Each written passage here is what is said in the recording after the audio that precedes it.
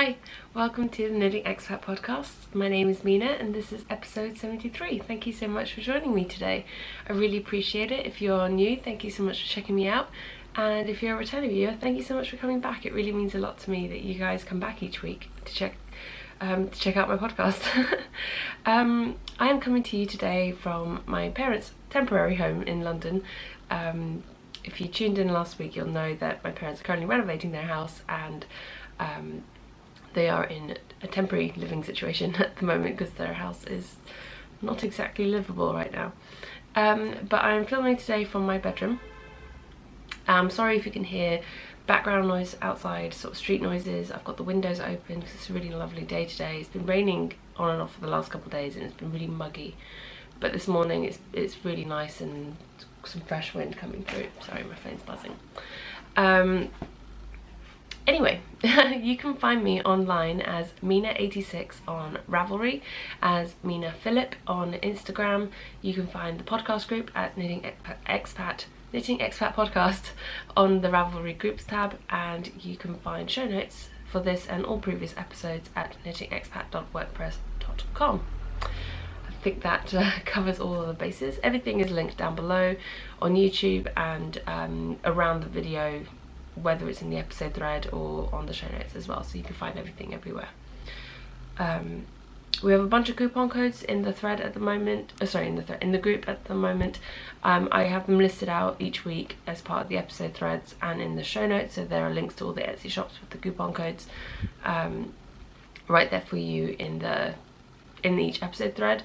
I'm not going to sit here and read through all of them again because there are quite a few and I don't want to take up all the time on the podcast with the coupon codes, but they are there. If you're interested, please go ahead and check them out. There's some lovely retailers and some who have made some really lovely generous donations to the podcast, so thank you to everyone who has offered a coupon code, and please do go along and check out what they have on offer. So let's jump right in with finished objects.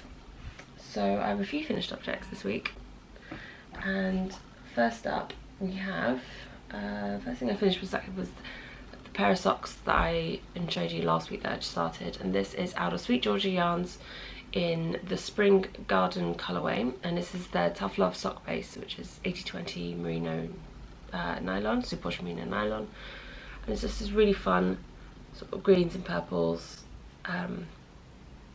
colourway. And I've knit these up for my mum. They're really lovely thick socks. I use 2.25mm needles, and it's just my plain vanilla sock pattern, which is a free download on Ravelry if you are interested. So yeah, so I'm really happy I got these done. They felt like they were taking forever just because I didn't actually have that much knitting time this last week. So every time I picked them up I only knit a few rows and then put them down again, and it just felt like they were never ending. But they did end and it's all good. They fit my mum. They looked a little bit big when I finished them, so I was a bit concerned about the fit, but my mum tried them on and they fit her just fine, so that's great.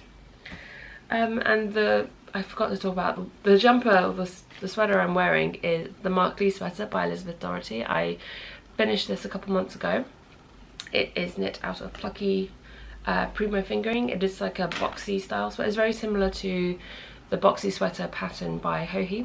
It is different, it's not the same. I haven't knit that one, so I can't really compare the patterns, but even just looking at them, they're different, but they're a similar sort of style.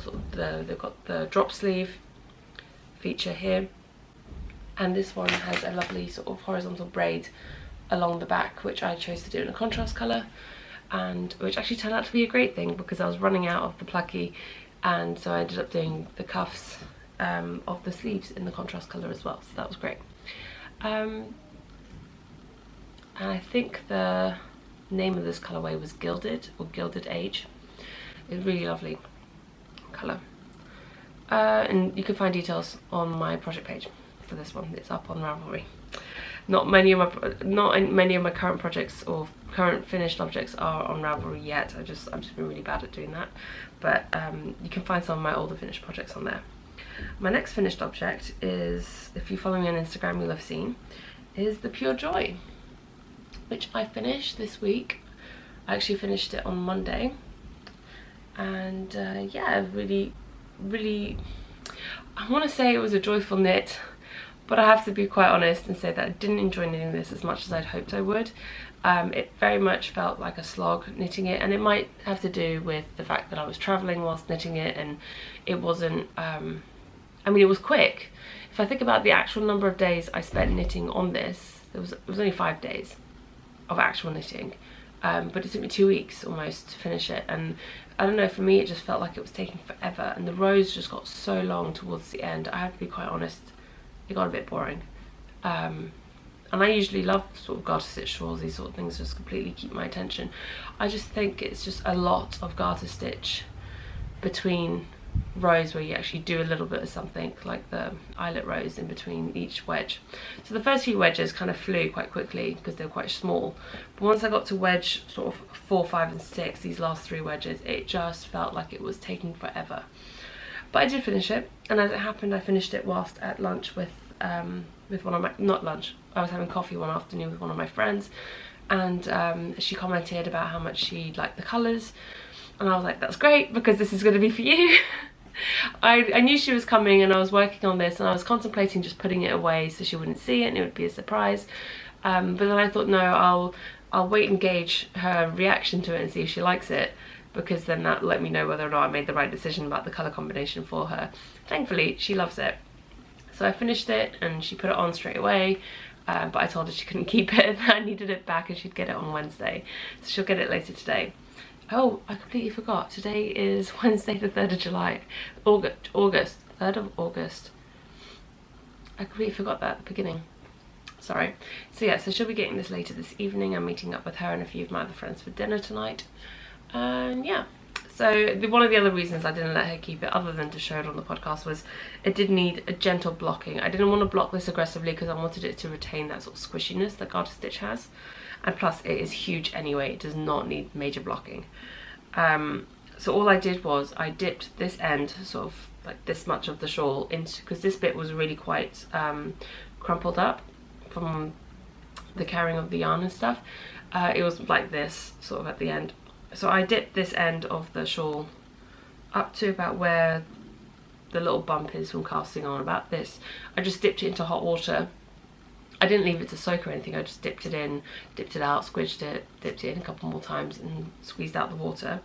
And then I dipped in this end, and then I sort of just dipped in the cast off edge, just the white, the Madeleine Tosh section at the bottom, into the hot water, and then squeezed it out, because the bottom, the cast off edge, sometimes when you do a stretchy cast off, can look a little bit ripply until it's blocked and then it lies nicely.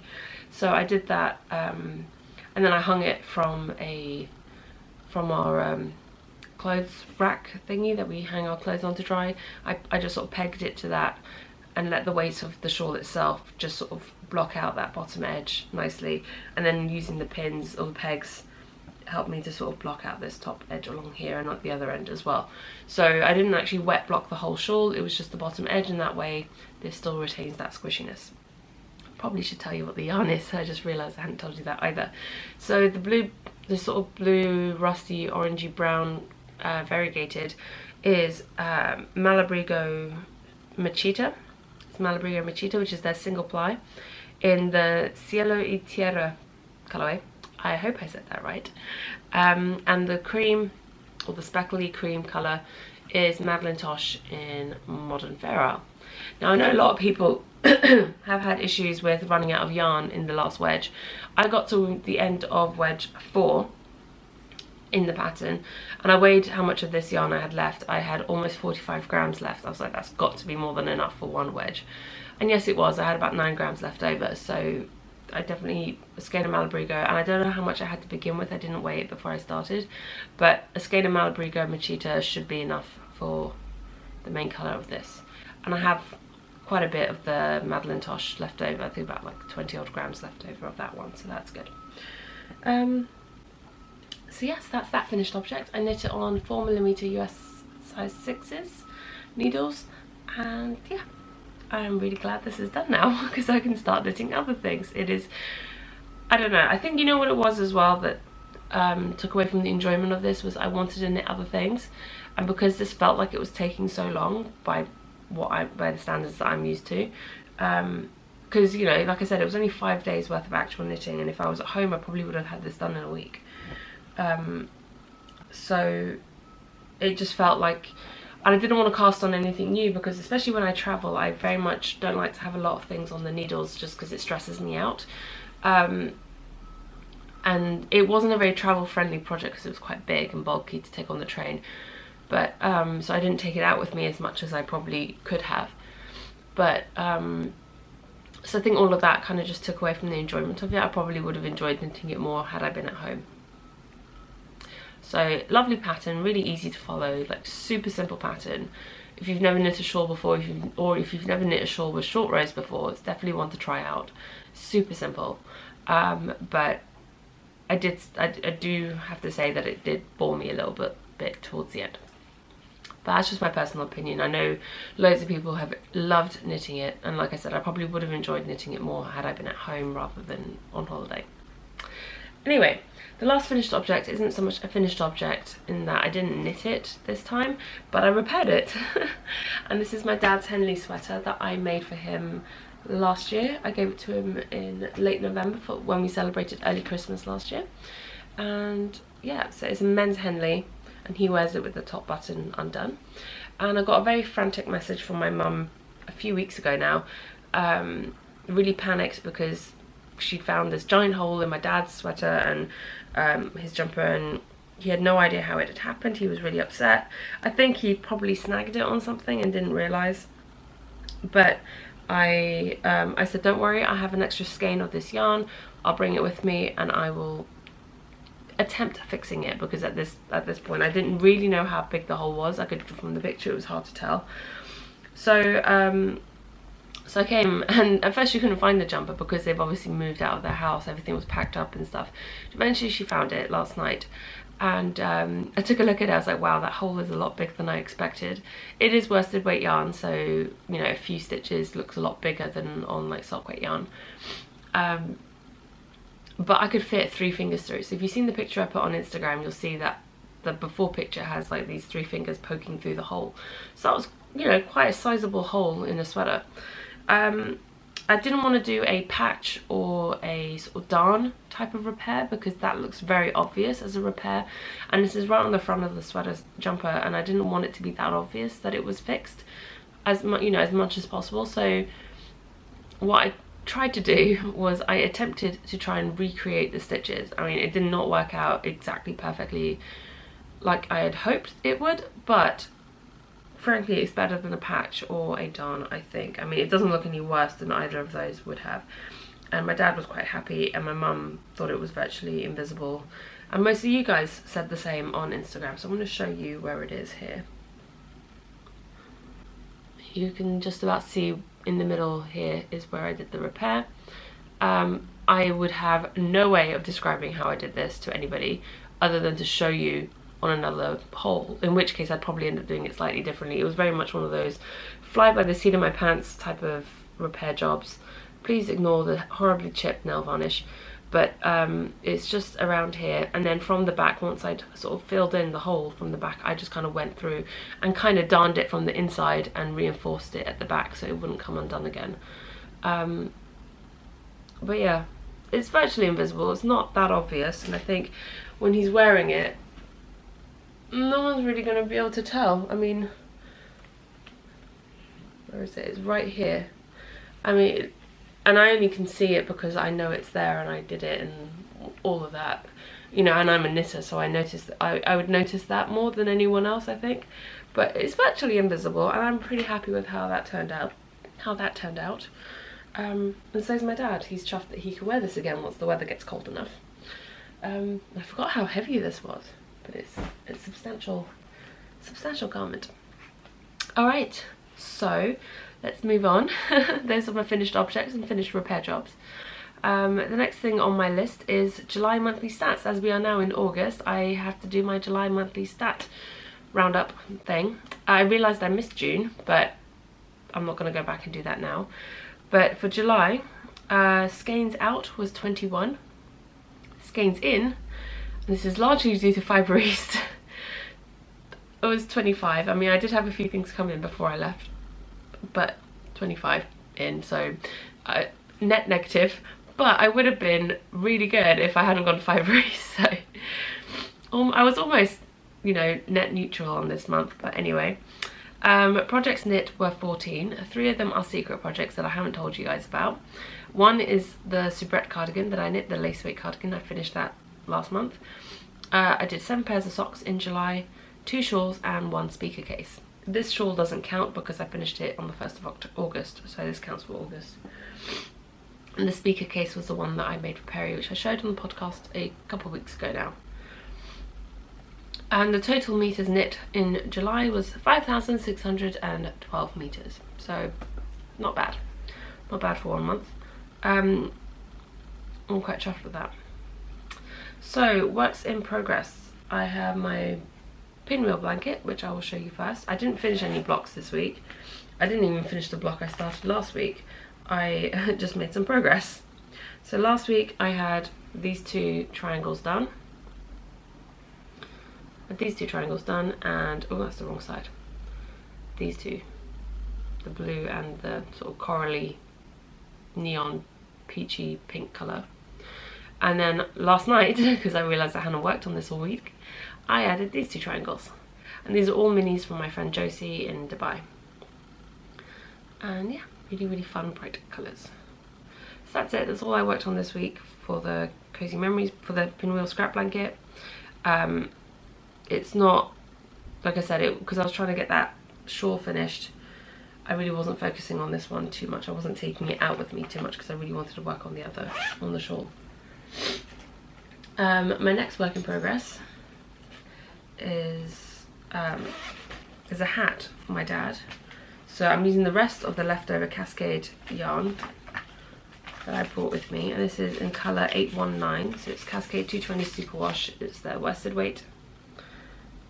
And on 4mm needles I am knitting another version of my Shire Stones hat for my dad.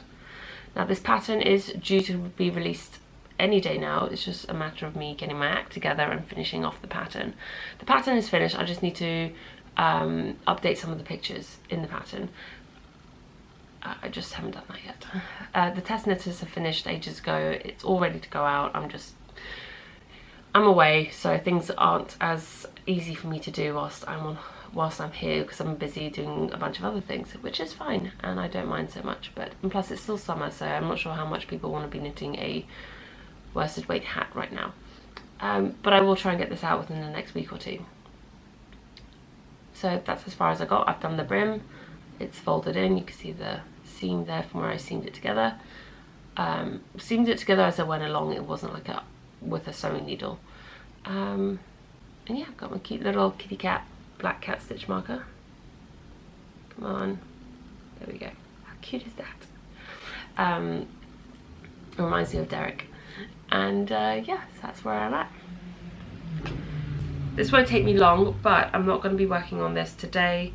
I'm keeping this aside for when I travel. Actually, I'm going out tonight for dinner, so I'll probably take it with me on the tube, and I will probably, yeah, I'll keep that for tube knitting for the next couple of days. I'm actually going to take this jumper off because it's starting to get a bit warm. I'll do the next work in progress and then I'll pause and take it off. So my next work in progress in my Bags by Awesome Granny bag is another pair of socks. Surprise, surprise. But what is a surprise is what I'm doing with these socks, which for some of you will be like, you don't do this, Mina. What are you doing? So this is how far I've got. I should probably tell you what the yarn is. That would be helpful, wouldn't it? It is Koigu KPPM Painter's Palette Premium. Is that what it is? Yeah, Painter's Palette Premium. It's 100% merino wool, and it is in the colorway P163 Dye Lot 43. So there we go. Here's all your information. And I bought this when I was in the US last in January with Perry. And this is fun rainbow colours. You can see this one on my left is slightly more saturated than the one on the right, but they are from the same dye lot. It just happened to be that way, and it was the last two skeins that the store had, so it's not like I could choose anything else, and that's fine. But what I'm doing is I am making shorty socks, which I have not done in a very long time. I've just basically taken my own vanilla sock pattern and shortened them. So I've only done 10 rows of 2x2 rib, and then I've done another 10 rows of plain stockinette, and now I am ready to start the heels. So I'm hoping to get those heels in at some point today if possible, and then that would also be simple train knitting going forward. And that's it for my works in progress at the moment. I am waiting on a should I talk about it now? Alright. Something I hadn't actually mentioned yet. I'd been meaning to talk about it on the podcast, but I was waiting for the yarn to come in before I talked about it, but it doesn't look like it's going to be getting here until early next week, in which case I'm not going to be here. I'll be in Helsinki, so I won't get it till the week after. Point being, I should just tell you what it is. So most of you will probably know by now that Eric from the Six Was Fine podcast and Devon from the Handmaiden Woman podcast are starting a magazine aimed at male knitters and those who knit for men, because they feel that, and rightly so, that there isn't really that much out there aimed at male knitters, or, you know, aimed at knitting for men. There aren't that many patterns. It's not as common to see those types of patterns out in the world. So what they are doing is putting together a magazine, a publication called Rib Magazine, or Rib Mag, and yeah, and I think it's a really great idea. And Eric was so sweet, and he asked me if I would be interested in designing a couple of patterns for the first issue, and I said of course I would love to do that, and I already know what it is. I've already got the pattern in mind, and there's the design mostly figured out, but I just need to knit up the samples and make sure the maths and the gauge and everything works out with the measurements and everything correctly. So basically I've just been waiting for the yarn, and there was a bit of a delay in getting the yarn from the dyer, and obviously the yarn's coming from Canada. Well, not obviously, but the yarn is coming from Canada, so there was a whole postal strike issue, but it's on its way now, but it doesn't look like it's going to get here. I was hoping it would get here by the end of the week so I could take it with me when I went to Helsinki and work on it whilst we were there, but it doesn't seem like it's going to arrive until I'm already gone, so I'll have to work on it after I get back. Not a problem. The projects should not take me that long to work up, and yeah, so I'm really looking forward to that, and I was hoping to have the yarn either, you know, soon to have been able to show you, and I was waiting for it to turn up before telling you about it. But anyway, so that's the news, and I'm really excited to be working with Eric and Devon on that, and being able to contribute to that magazine, which would be great. And yeah, and I'm really excited for them and this new venture, because it sounds like it's going to be really good fun, and I can't wait to see what it's going to turn out like. Right, so that's it for acquisitions. Sorry, works in progress. Acquisitions are next, and I will be back in a second. I need to take this off because it is a little bit warm in here, even with the windows open. So so yeah, bear with me and I'll be back. Alright, back now. Took the jumper off, and I'm feeling a little bit better because it was a little bit overheating. You can see it there behind me. Right, so acquisitions. Things are going to be a little bit different this week. I'm only going to talk about a couple of things that I got this last week. And the rest of my acquisitions, actually basically all of my yarny acquisitions, I am going to leave, and I will be filming a separate sort of haul type video. Because I've decided that next week I'm not going to be doing a podcast. I'm going to be in Helsinki next week. Wednesday is one of only 2 full days that we have in Helsinki whilst we're there, and I really don't want to have to be taking out away from that by wanting to film the podcast, and I do always want to end up filming the podcast on the day that it goes up. So, and as you know, and it does take some time. It takes about an hour and a half to film, and then it takes me another hour or so to edit and upload, and so it takes a few hours to get the whole thing done. Which is fine, and I totally love doing that, but I don't really want to take away from the short amount of time that we have on this trip to do that. So what I've decided to do is to film this whole video, and that's going to go up instead of the podcast next week, because it's going to be quite a long one. Let's be quite honest here. I realised before coming back to London that I haven't actually bought any yarn since March, so I think I did alright in terms of not buying yarn for several months. And then so in perspective, this is basically 3 months worth of yarn buying. Is that right? 4 months worth of yarn buying. April, May, June, July. So yeah, 4 months, because I didn't really buy anything until the last days of July. So about 4 months worth of yarn buying in this haul video. So in perspective, it probably doesn't look that bad, but as one big thing, it probably looks pretty intense. But yeah, I'm gonna do it as a separate video just because it would be quite long in the podcast, and also then you guys have something to watch next week. I also have another vlog video that's going to go up later this week, hopefully, and also I'm hoping to film my Beyond Vanilla Socks Part 2 video, kind of like how I did the first video, to show you the socks and introduce you to them, to their names, and give you a bit more information about it. I will be hosting another knit along to go along with the release. And there'll be more information about that in that video as well. I'm hoping to get that filmed today. I'm hoping to get both of those, the haul and the Beyond Vanilla Socks video. I'm hoping to get them both filmed today whilst I'm in my filming window, because I've kicked my dad out of the house to do this. So I'm hoping to get all that done before he comes back, and and then those 2 videos will go up next week in place of a podcast, hopefully. So yeah, I'm trying to remember where I was at now. Oh, okay, acquisitions, right. So first thing I was going to show you was, if you've seen my Fibre vlog, you'll know that I went with my friend Mel. And Mel is someone that I have known for years now, since I lived in Dubai. We were part of the same knitting group, and yeah, Mel was one of the first people I got to know through the knitting group as well. And she's an amazing knitter. She's been knitting for years, and she's also a really amazing seamstress. She sews a lot. She does quilts and project bags and all sorts. And she doesn't sell her project bags online, and she puts that she's never home long enough to do that, but she does enjoy making them. And she gave me a few. She gave me one for me to keep and a couple of others to use for giveaway prizes. So how stinking cute are these project bags? Cute little kitty cats. It's a fun little drawstring. And it's got some pretty stiff sort of, it's definitely interfaced, there's definitely some stiffness to it, which I like, because I like a bag that stands up. It's got a box bottom, which is really fun, and there are pockets. There is pockets on the inside, and they're sort of divided up into smaller sections, so you can put a pen in one and stuff in others.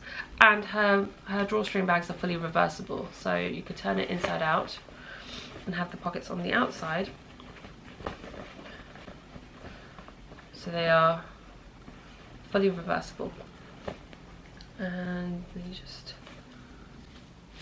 do it the other way, which I think is really fun. Sorry, I got the sniffles going. So yeah, so that's awesome. So that's one that I'm keeping, and there is another one in the same print, which will be for a prize, and that's the same pockets and lining and everything, and it's also reversible, and it's got the little D-ring on the outside. And then the third one that she gave me, which is also going to be for a giveaway, is this awesome orange cat, which she said reminded her of the little ginger kitty that we were looking after. And this one doesn't have a pocket on the inside, but it's also reversible, and it has the little D-ring on the side as well. So these 2 bags will be used in future giveaways. And I'll probably end up using some for the Beyond Vanilla Socks knit along giveaway prizes for that. So thank you so much, Mel, for those. That was really sweet, and I absolutely love this project bag. It is so stinking cute.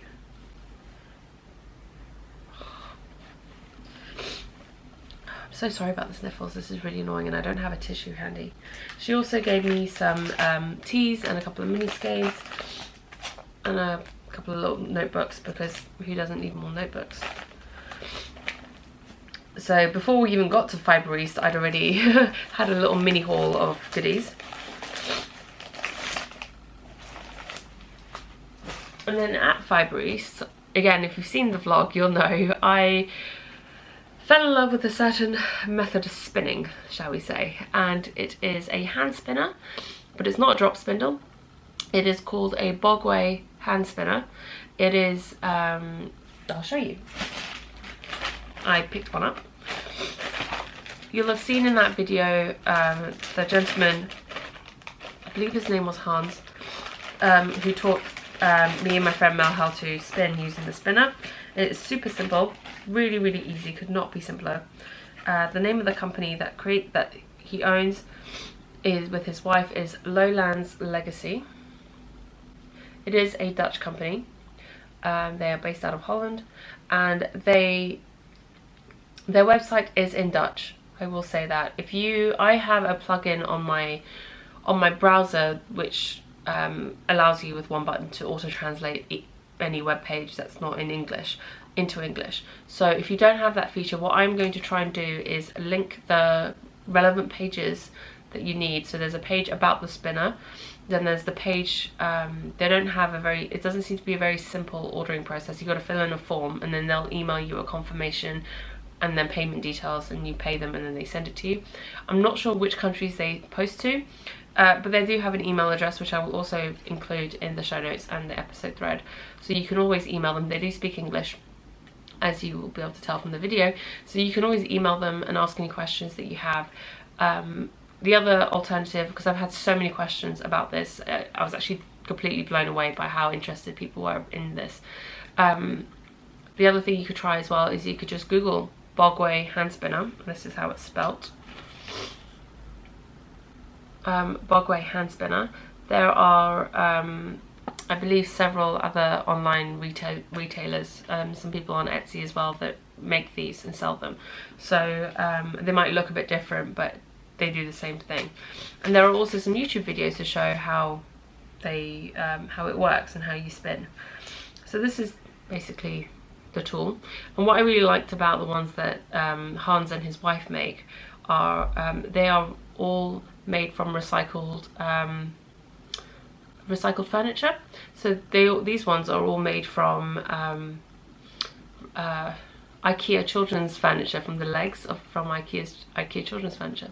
So I thought that was quite fun. And so this is the first half of it comes with a little sample bat. It's about 15 grams. And this was roughly the first half that I spun up. You can see the beginning bits it's pretty thick at the beginning.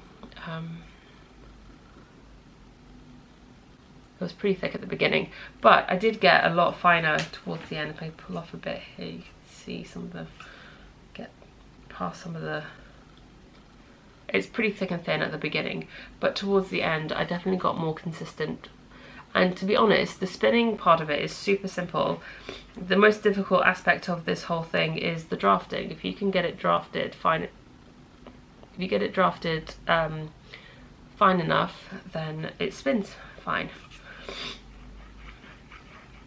And he showed us how to ply and everything as well, so, which was all in the video. So if you want to see that, that's all in the vlog. So that was the first half. I just put on some toilet roll tube, and this I started last night, and you can see already that it is significantly sort of finer spin, more consistently finer spin.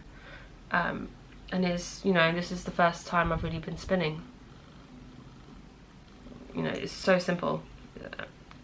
I'm a complete beginner. Before Fibre East, when that little clip that I did of me spinning was only the second time I'd ever spun fibre. The first time being back in March at the Curious Handmade Country House retreat, where one of the other attendees showed me how to use a drop spindle. And I did it, and it was fine. But the yarn that came out was really, chunky and lumpy and bumpy, which is fine again for hand spun. It's no big deal. I'm not set on it having to be looking a certain way. But it wasn't. There was a lot of doing lots of different things at the same time. I didn't quite get to grips with the park and draft method. It didn't feel comfortable. And I didn't like the drop spindle aspect of I didn't like the dropping aspect of the drop spindle.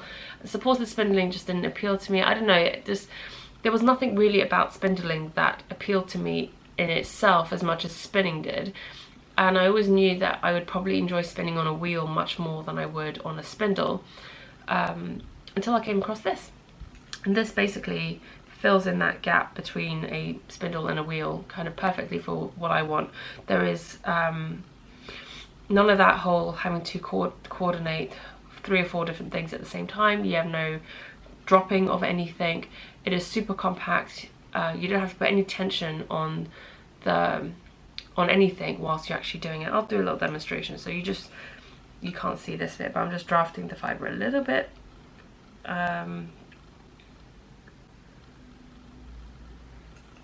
So your drafted fibre here. I mean, some of this has been spun already, but it's untwisted from me undoing it to show you. But you literally put no tension on the fibre. If you put tension, this doesn't spin properly, and you just want this point here to be perpendicular or horizontal, straight line between there and where you're holding the fibre at the other end. It could be this way, it could be this way, it could be at an angle, whatever. I find this is most comfortable for me. And then you just spin, and you keep it level, because if you turn it a little bit, it gets caught and it doesn't spin properly. So you just go until you think you're about there, and well, probably could do a little bit more. But you see this bit, that doesn't necessarily mean that it's overspun just because it's doing that. He showed us how to check that as well. You just fold it over in half, and then it's doing that, it's fine. But if you straighten it out like that and it lies straight, sorry, it's getting mixed up, the fibre there. If it lies straight, then that's a pretty good twist from what he told us. I may be getting this completely wrong, and then just put it on, draft a bit more, and you could pre-draft a whole bunch and then just do it in small sections, and there you go again. And then you can obviously draft as finely or as thickly as you want, depending on how thick or thin you want the yarn to be, or you could do thick and thin sort of slubby yarns. But yeah, it's that simple. I was just sitting last night, we were watching TV, we were watching a film, and with my parents, and I was just spinning away. It was just really easy. There was no learning curve, as it were. I know a lot of people say that learning to spin on a spindle can be a bit of a learning curve and blah blah blah. This, you just pick up and go. It really is just that simple. I'm not doing anything special. I don't even have to look at it while I'm doing it. The only thing you have to do is keep this level with your hand. You can do whichever direction you want. He showed us all this the other day. It is that easy, it really is. I would definitely recommend giving it a go if it's something you're interested in. It is great as a travel spindle as well, or spinning option. So yeah, so that's that. I'm hoping to get the rest of this little bundle of fuzz spun up soon and give plying a go, because I want to see what this will turn out like. So along with that, I also got a niddy noddy, because I don't have one, and I figured if I'm going to learn to spin, I want to get something to actually skein up my yarn properly. And this is I can't remember what size this was now. I think I'll have to measure it and check what size this is, but it's a niddy noddy nonetheless. It's a Kromsky one, and it wasn't too expensive, and I thought worth getting one. And it's one of those ones that now that I've popped it on, it's not going to come out. It does come apart. There we go, the bottom's come off. I don't know why the top's stuck. Okay, there we go. It just got stuck in there. Anyway, so it does come up, so it's nice and easy to travel. So that's that. But since I'd been sent so much lovely fibre from a lovely viewer, which I showed you last week, and some of that fibre will be for giveaways, but some of that I've decided I'm going to keep and play with, which she said was totally fine. And I sent her a message to say thank you and say, you have totally enabled me to learn how to spin. Until someone had sent me, until I actually owned any fibre, I was able to resist. And the moment someone sent me fibre, I was like, that's it. It's all over. My resistance is now futile. And yeah, and then I saw the Bogway hand spinner, and I was like, that's it, I'm done. Like, just take my money by this point. And it wasn't expensive, let's put it that way. The Bogway hand spinner was not expensive. It was pretty affordable. So before I started tucking into the nice fibres that I was sent, I wanted to try playing around with some different fibres, and also some inexpensive I guess undyed fibres, just to get a better feel for spinning and what kind of spinning, and maybe try different types of spinning, like whether I want to spin thicker yarns, thinner yarns, and just try different types before I started on the nice fibres, so I could get a better idea of what I want to do with them. So I picked up 2 bags of top, I guess is the kind of prep it is. So there is this Icelandic humbug top, it's approximately 100 grams in this bag, and it's sort of this lovely different shades of greys. And I picked up both of these from Willow Fibres. They had a stall at Fibre East. There are their details. And it's just this, I mean, it's quite scratchy. I'm not sure what this is going to turn into, but I think it will make a really lovely sort of heathered grey yarn at the end of it. So I'm really excited to see what that will turn out like and how that will spin compared to, so I don't know what the fibre content is on the one that I am currently spinning. I assume it is just generic wool. There's no information on the packet, it's just a little sample that they give you to practice and get started with. There we go. And the second one I picked up was just a grey corridor, also about 100 grams.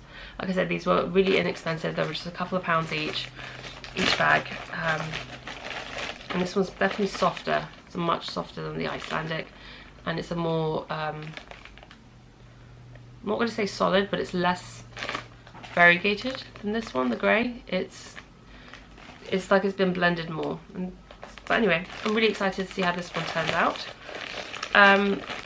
There were some other really fun sort of colourful fibres that were also relatively inexpensive, but they were like sort of solid colours and stuff, and I thought, you know what, I'm not going to go crazy on the fibre. I don't even know if I'm going to like doing this long term. I just wanted to get a couple of things to try out before trying out some of those. And I really don't think spinning is going to take over the knitting. I definitely prefer knitting in general, like it is definitely what I will be doing most, but it's nice every now and again to pick up the spindle and, you know, try something new. It's something I had been wanting to try for a long time, and finally got my act together and just got on with it. And I really like the Bogway hand spinner. It's definitely something that appeals to me. It's, yeah, I think the other thing that deterred me from the drop spindle was I didn't like the idea of it taking a while before getting the hang of it, if that makes sense, because that's what everyone seems to say, is that it takes a while before you get the hang of it.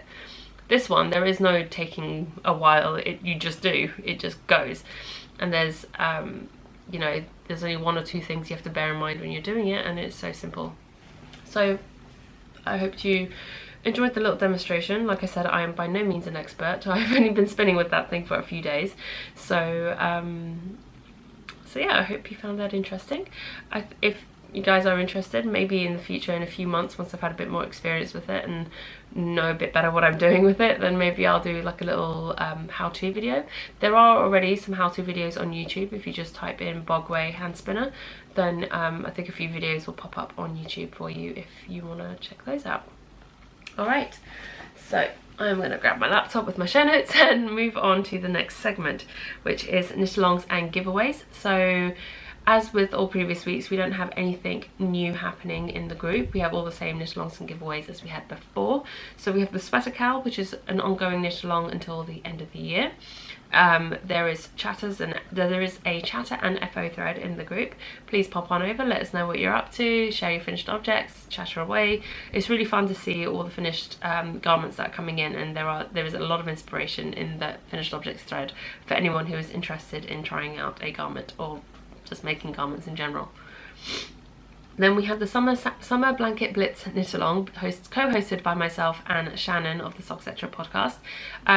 You know, Shannon's been really busy this summer, so she hasn't been podcasting much, and the chatter has been great in the threads. I've been enjoying seeing everyone's progress and seeing all the different blocks and squares that people have been knitting up, and I've really loved seeing everything popping up on Instagram and stuff as well. So it's been really fun to follow those tags and see what you guys are up to.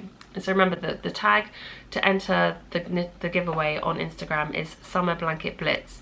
I've noticed a few people have been tagging it Blanket Blitz Cowl. That tag isn't going to enter you for this particular knit along, so make sure you're using Summer Blanket Blitz. And this knit along is running until the end of August, so you have a whole month left to enter. Then the last knit along we currently have going on is the Sugar Plum knit along. and that is also running until the end of August. The pattern is now available for this sugar plum shawl that I designed for my sister-in-law's wedding, which went great, and she loved the shawl, which was brilliant. And so yeah, please head on over to the group for all the rules for entry and all of that are all in there. And so yeah, we got some lovely prizes for that as well. Okay, I will move on to the Q&A. I have a couple of questions to answer this week. So the first one is from Yanni Paws on Ravelry, and she says, I've just started knitting a lace shawl for the first time, and I'm using my Chigu Twist Lace Tips metal needles. I am knitting much slower on them than I usually do, as the delicate mohair yarn slips off the needle so easily. I know you are an aficionado of higher needles, but do you knit lace with metal or wood needles? If you use metal, did you find it challenging at first getting used to that slipperiness? I'm just wondering if it's worth investing in wood needles for lace projects, or if it's just a matter of time to adjust. I would say I first started knitting lace on wooden needles, just because, again, I didn't want the whole slipping off. I didn't want to risk losing my stitches, but after a while I found it too slow. As I got more confident with my lace knitting, or just as I got more confident with my knitting, I found with certain yarns especially that wooden needles were a bit too slow, so I switched to metal needles, and almost all of my knitting now is on metal needles, but occasionally there are times when I am knitting with particularly slippy yarns, and in which case I will switch back to a wooden needle. So in answer to your question, if you are finding that your stitches are slipping off your needles, then by all means switch to wooden needles. There is no reason for you to just have to grin and bear it and wait for yourself to get accustomed to it if that's not what you want to do. If you're not enjoying it and it's becoming cumbersome and it's slowing you down, switch to wooden needles. I think you'll find that you might be able to pick speed back up again because you're not worrying about losing stitches all the time. Just give it a go, and you might find that you don't like it after a while and you want to switch back to the metal ones. But if you find you're losing stitches a lot because the yarn is slippery and the needles are slick, then by all means try wooden needles. I think that might be helpful. Having the extra grippiness might be helpful. I might not go as far as to say get bamboo needles, but get nice sort of like the Knit Picks Symphony needles are the wooden ones that I have. Not Knit Picks, Knit Pro. Symphony needles are the ones that I have, which are the rainbow wood ones, and I think Knit Picks have a similar one. And those are sort of like a laminated wood, which are still quite slick for wooden needles, but not as slick as metal. So that might be a good middle ground for you to try. So yeah, I hope that helps you out. Then the next couple of questions. Also, the next question is from Simply Anka, and that is Anka from Romania. And she says, I was wondering, how does one know what is a good tension in brioche knitting? I mean tension as in how loose or tight the knitting is, not as in gauge. I'm a rather tight knitter, but in brioche I find my knitting is more loose. I cannot tell if this is because of the nature of brioche and all the yarn overs, or I'm not doing it as well as other knitting. I really like how squishy the brioche is, I just don't know if I'm doing it right. You are totally doing it right. Naturally, everyone is a looser knitter in brioche than in regular knitting. It is just the nature of brioche and the way it works. It is, it is why if you're knitting a brioche hat, for example, it is really important to gauge swatch, because your gauge will be vastly different in brioche than it would be in regular knitting. If you are finding that your brioche is looser than your regular knitting, you're not doing anything wrong. It is totally fine. But if you don't like how loose it is, you can always go down a needle size. That is also fine. At the end of the day, you have to be happy with the fabric that you are getting. But the fact that your brioche is looser than your regular knitting, it is not a problem, and it doesn't mean you're doing anything wrong. That seems to be the case for most people, from my experience. The next couple of questions were actually people asking about the Bogway hand spinner, so I feel like I've already covered that in enough detail, so I'm not going to answer those again. I'm not going to answer those specific questions. The questions are, can we buy them online? Do you have any more details? Where can I order it? Etc, etc. So I think I pretty much covered that, and there will be links to that particular store in the show notes. And if I have time and can find a couple of other online sellers for similar looking spindles or hand spinners, then I will try and include those as well. The next question is from oh, how do I say that? Macarasquero, and that is Maria from the UK. And she says, I was watching one of your old episodes yesterday, I think it was episode 25 or 26, and you were talking about your top 5 yarns, and you said that it would be interesting to see which ones you would be your favourites after a year. It's almost a year now since you recorded that video. Are you planning to talk about your favourite yarns soon? Well, thank you for reminding me, Maria. I had totally forgotten about that. But yeah, it would be interesting to think about what my favourite yarns are now compared to last year. I can't remember what I said my favourite yarns were last year. So yeah, it would be interesting. I don't know, I'd have to think about that. I might try and come back to that question in a couple of weeks, or maybe once I'm back and I've had some time to have a look at my stash and figure out what my favourite yarns were, or are at the moment. That is an interesting one. Thanks for that reminder. I will have to come back to that one in the future. So yeah, stay tuned for that. Okay, I'm going to take another quick break and then I'll be back with my week in review. Alright, back now with a bit of a week in review. And first up, this was something that happened pretty soon after the last podcast, and it was quite funny to the point where I was like, okay, I have to make a note of this and make sure I mention this next week because it was just ridiculous. I went to get something sorted out with my phone, and we were waiting. I was at the store and we were waiting for like some sort of thing to restart or whatever. Anyway, I got chatting to the guy who was serving me, and we were just talking about it, and he asked me where I was from. And I told him, I'm like, you know, I was born here, but my parents are Iranian, so that's my background, is I'm Iranian. And he was like, oh, he sounded really surprised. I was like, why? What did you think I was from? He's like, oh, I thought you were English, like as in like my heritage was English. And I was like, okay, that is possibly the first time someone has ever thought that I was English. I was like, I must be very pale then if you think I'm English. And looking at myself in the screen or behind the camera now, I do look pretty pale.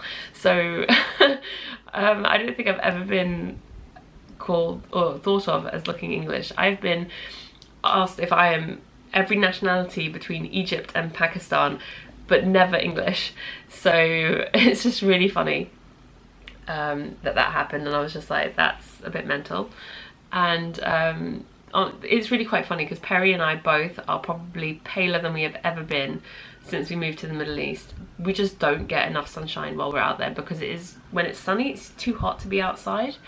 So it's a very small window of time during the year when it's not too hot to be outside. And it's really funny, whenever we come back to the UK during the summer, Perry always gets sunburned, always, like no matter how hard he tries, he always manages to get a bit of sunburn. And it happened a couple of days before he went away. We had a barbecue at his parents' house and he managed to get sunburnt that day, and it was a cloudy day. I told him that, you know, he knows that doesn't matter whether it's cloudy or not, he can still get sunburnt. But he just, you know, he didn't think it was that hot, and anyway, it's just funny that it happens, to be honest. Another thing that happened was we popped into my GP surgery to say goodbye to our GP who's retiring. He's been my family's GP since I was 1, so it's almost 30 years he's been our GP. And I have to say, my dad is not happy. He is very upset about this change. He does not like the fact that he's retiring. He is very upset about it. And I was just like, give the poor guy a break. He's almost 70. He deserves to be retired if he wants to be. But yeah, so my parents are at the moment trying to find a new GP, and they've just like, they don't know what to do. They're a bit at a loss, and my dad keeps threatening that he's just going to go around to his house anyway and to see him, because our GP actually lives a few roads away from where my parents' house is. So and I went to school with one of his daughters, so I wouldn't quite go as far as to say they're like family friends, but they're, you know, we're friendly enough with them that my dad would probably go around to his house if he didn't feel well. But I think my mum would stop him if he ever tried to do that. But anyway, just another funny story, I thought. Then there was one day, what was it?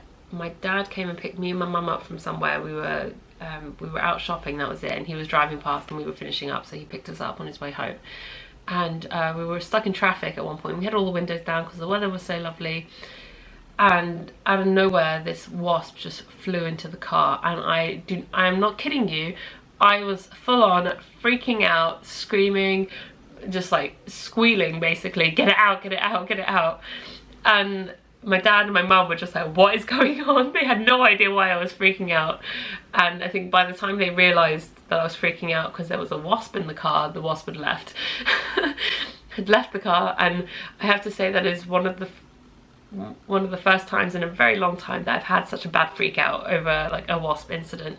Usually it's not that bad. Usually I can get away from the wasp, but the problem is in a car you can't really go anywhere. You're stuck in the car, and when you're in the middle of the highway or on the motorway or somewhere, you know, you can't just get out the car and run, which is usually my first instinct.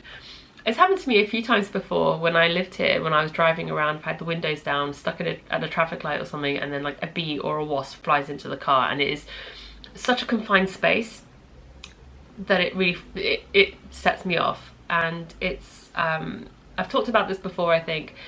I appreciate the work that bees do. I love honey, I appreciate bees, and I'm probably not as terrified of bees as I am of wasps, because I know a bee won't hurt me unless provoked. But wasps are just evil. Wasps are the devil. Like seriously, I do not understand why we need wasps.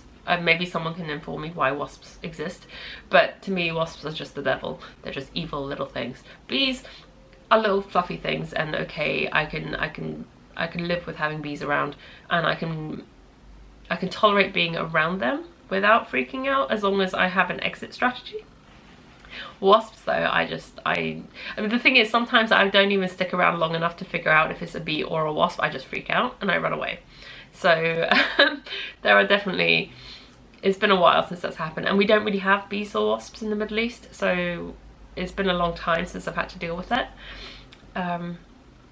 It was funny. That was definitely a moment. Probably won't be the last one on this trip either.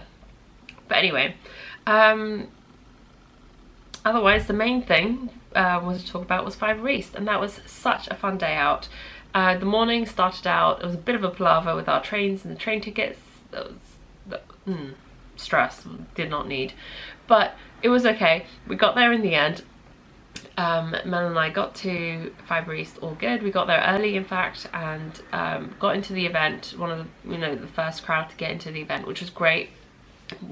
This was only my third Fibre event, but having done 3 now and having done them the same way, I've always been at the, not necessarily at the very front, but there very early when it opens. I've been there to go in and check out everything before going back to buy anything. So we did our first rounds of all the halls, which is when I did all the filming for the vlog, which you'll notice, none of them were that busy because it was so early. It was the first thing in the morning. So like that first hour where we did all of that filming and walking around and checking out the stores, seeing what was available, what there was everywhere, and making a mental note of which stores we wanted to go back to. So by the time we got to the end, then we decided, okay, we'll go around and now we'll start doing our purchases and things like that. So that actually worked out really well for us, and it worked out really well for the vlog because the footage wasn't too crowded. Like there wasn't much of, the crowds weren't too much then, so you could still see a lot of the things without people being in the way all the time. It was really lovely to meet so many of you wonderful viewers. So many people came up and said hi, and it was so lovely to meet some new and some viewers who I'd met before, and it was just great. It was so much fun. I really appreciated everyone who came up and said hi.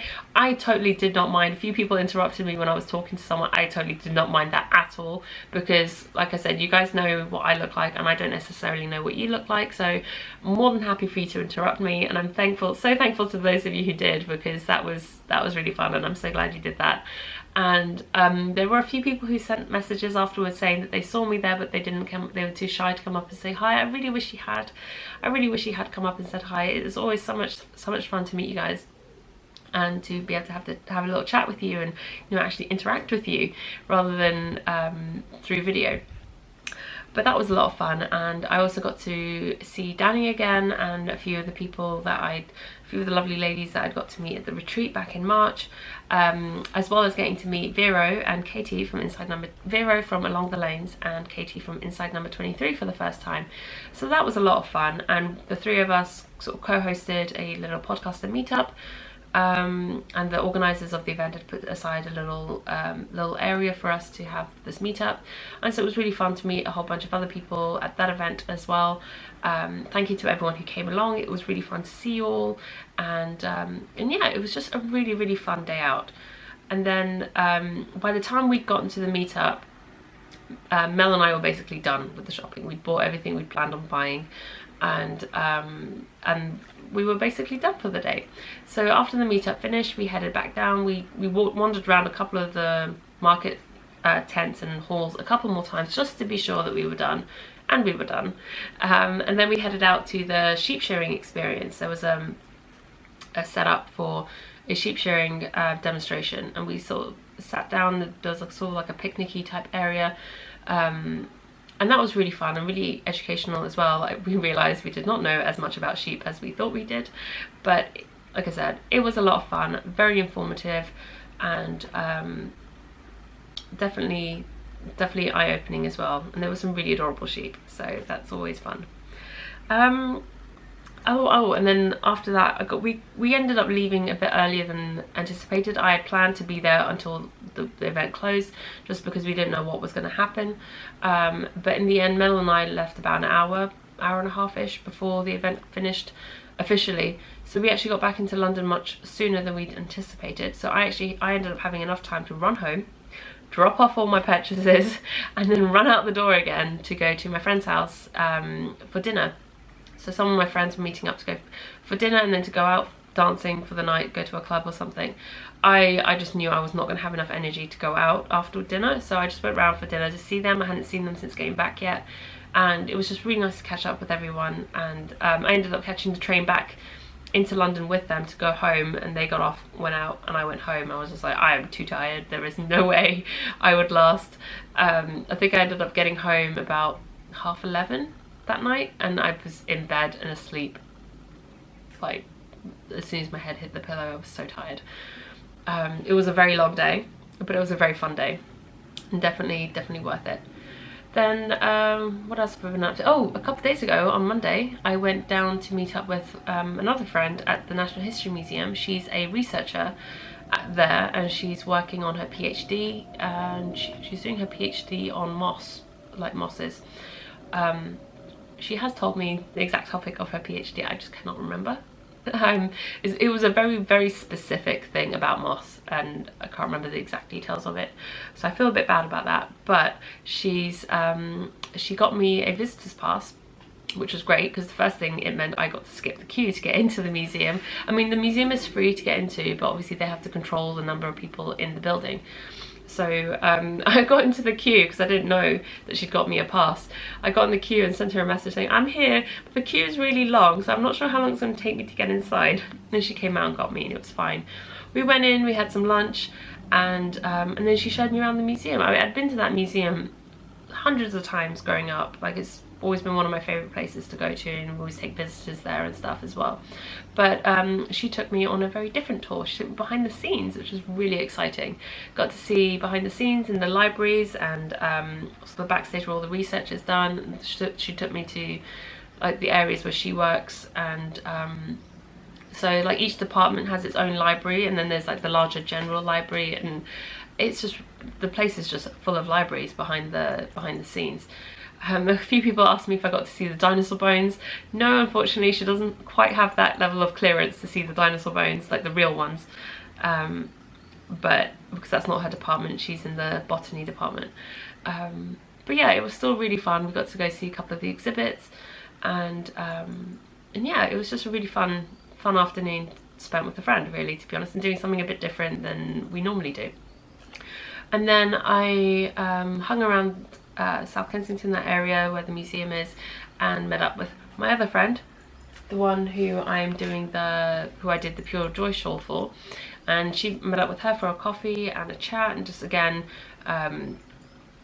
just catching up with friends, really. Just really what I've been doing the last few days. It was quite funny because when she messaged me originally, she said, oh, let's meet up, I'll come meet you at South Kensington and we can go for a walk through Hyde Park if the weather's nice, blah blah blah. And I was like, yeah, that sounds great. And then after the fact I realised, I was like, she just invited me out on a Pokemon date because she's addicted to Pokemon Go. And so she just invited me to go walking through Hyde Park just so she can catch Pokemon. As it turned out, it was raining, so we couldn't do the walk through Hyde Park. But she laughed when I said that, and she also thought that I would think that, but apparently that was not what she was thinking. I have my doubts.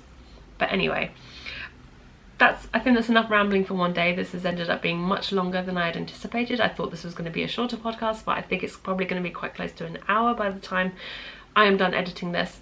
So thank you so much for joining me today. I now have less time than I thought to film my next two videos, so I've got to get going. Thank you so much for joining me. I hope you have a lovely week, and oh, I completely forgot to tell you about yesterday.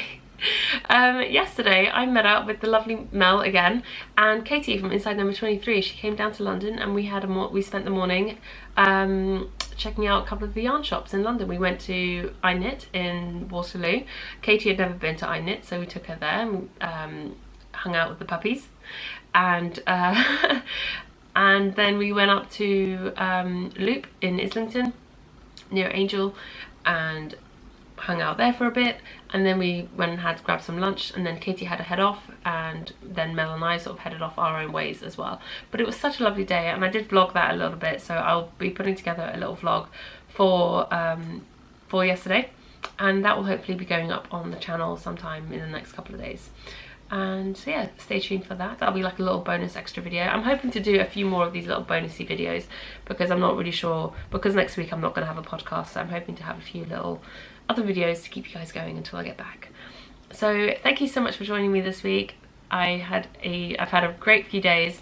I hope you all have a lovely week ahead, and I will see you on a proper podcast in 2 weeks time when I'm back from Helsinki.